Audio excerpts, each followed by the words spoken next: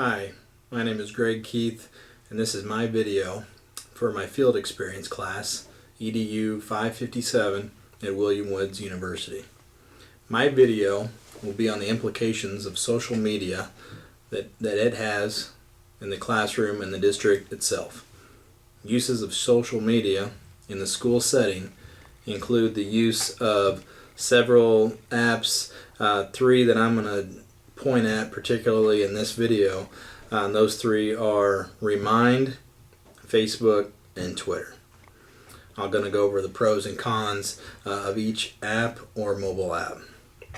The first one is Remind, remind.com. This is a great app that you can use in your classroom or as a school district as a whole, just to send out notifications.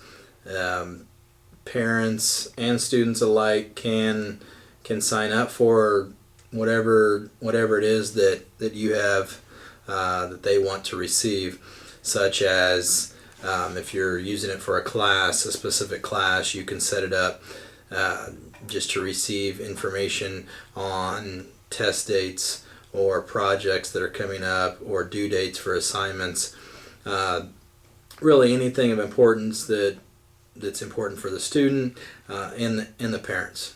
And it can be a variety of people that are assigned to your group. Like I said, you can set it up for just your specific class. So if you have fifth hour science sophomore science class, fifth hour, and you want to set it up for that specific class, then that's something that you have the availability to do for Remind, and you can set it up for the parents of the students in that class as well. If you want to take it to a more broader scope, then you can do that as well. You can use the entire school district, or let's say, for example, elementary school district. So probably if you're setting it up for your elementary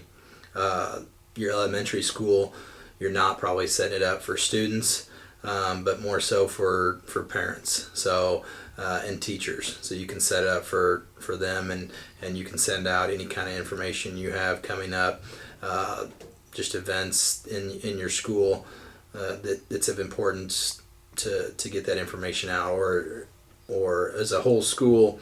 It'd be good to send out any kind of school closings or early outs or things of that nature that'll come via a text alert or an email.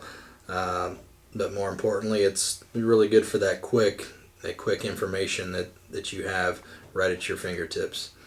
The next thing is Facebook. Facebook's huge, obviously. That's why it's a big benefit for you in your classroom or your school district.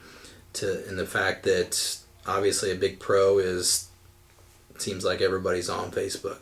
So for that reason, you can use it to your advantage to get information out to parents, students, community members that are in your school district. You can set it up, again, similar to Remind, where you can make it a small group or a big group. Obviously, teachers cannot be friends with students on Facebook, but you can set up group pages that students can join, parents can join, community members can join. Some examples of this are you can develop a sports and activities page that reports on all the ongoings of anything related to sports and activities in the district, whether it be high school, junior high, elementary. FFA page that you can get information out on things that are going on in that group. You can make an alumni page for the alumni in your school, or just an entire district page that you can get information out. You can post events, dates. You can have people join if they plan on going. That gives you an idea of numbers that are going. You can post flyers for your events, and this opens it up to anybody. If anybody wanted to post something on that page, they can. So you can also use it, another way to use it for your school anyway, or classroom. If you're running a journalism class, you can post the link to your newspaper, your online newspaper, if you run one of those in your school district. Again, that's an easier way to get it out to the public, so the community can see it.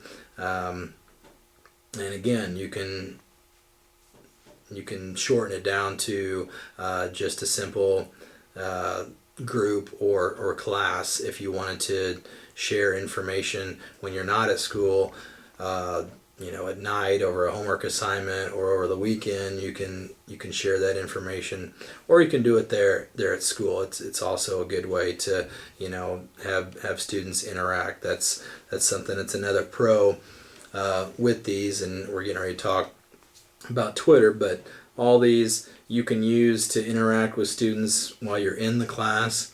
They can get on these pages and they can post things and have them have the opportunity and availability to post and get things out in the public, if that's an avenue you would like to go. If not, you want to keep it in your class, then that's you're able to do that as well. Twitter is my final one I wanted to discuss. Twitter, again, it's an easy way to get messages out to the community.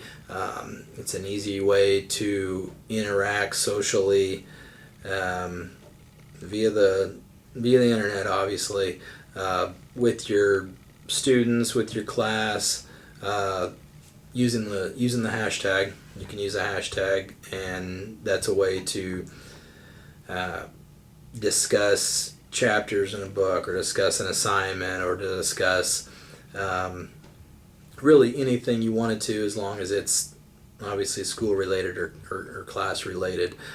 And it's a way for students to get involved in the classroom too. That's a big benefit of having these available, really. Everybody's on these things, or a majority of people are on these. This is why it's a big benefit. Kids they're on their phones nonstop anyway, so you might as well try to do your part as a classroom teacher, as a building administrator, to take advantage of that and get them to be proactive in things that you're doing in the school district. I think I pointed this out earlier. It is a great way to get all the students involved in your classroom. There might be those students that in your class that are maybe either shy or really just don't get involved. They just really care much about the class, but they love being on their phones. So it's a great way to get them involved in that way and help out and join in on classroom discussions or assignments of whatnot. Some cons of these are it's really hard to make this a requirement. Some parents can be apprehensive about the use of these apps or mobile apps, and for good reasons. You have cyberbullying that goes on. That's a big issue in today's world. So, parents may not want their child to be on Facebook or Twitter, or those type of things just for that reason. You'd probably have to get a permission form, or parents to okay before it was something that you let the students do, whether it be in your classroom or out of the class. Not all students have access to mobile devices outside of the school, so it's really hard to force this upon students when they may not have the access. It may be something, if you have a lot of students that don't have cell phones that have apps available for them, then you do it in class. It's probably a safer way if you can find a lesson or whatnot to put together to use this in class. That's a really good idea.